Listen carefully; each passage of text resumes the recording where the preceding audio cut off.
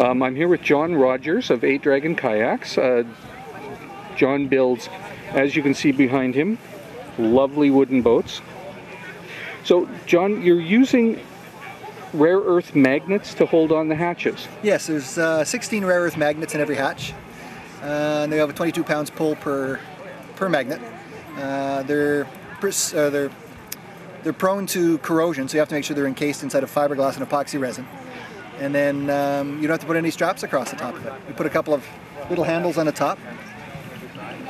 I think I've got one in here. Little brass clips here that you can use to lift them off with. Right. So they sit nice and flush, and it gives you a nice clean looking hull. Not too many things protruding off the top. Can we just take a look at the underside? There we go. The underside. It's not quite finished stack yet. Of magnets. So you've got 8 magnets here, 8 magnets on the landing, and you've got pieces of wood put across here, so if somebody's on a beach and steps on it, you don't break your hatch. Absolutely.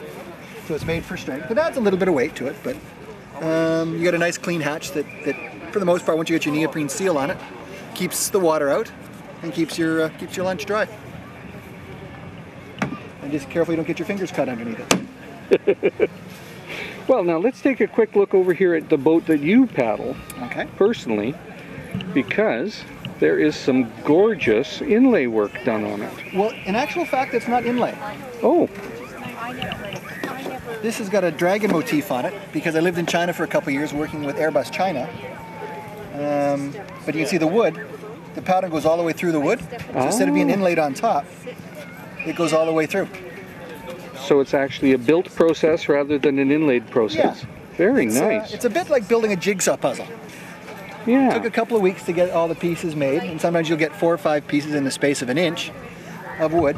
And a lot of it's done by hand, and you're filing and sanding little pieces and putting it in, and every now and then you've sanded too far and you go, throw that one away, let's start over again. You know, so it takes time, and it's this kind of work, you have to have patience. Absolutely. You have to have some patience to do it. Absolutely. But in the end, you end up with, you know, with what is in fact a stunning looking boat. And it's quite, I mean, I use it. I paddle this thing. I put it in the ocean. It's got scratches on the bottom. And it's fun to paddle. And you get a lot of nice comments about it too, which is a lot of fun, I think. People Absolutely. say it's a nice boat and quite proud of it. Terrific. Thank you very much, John. You're welcome.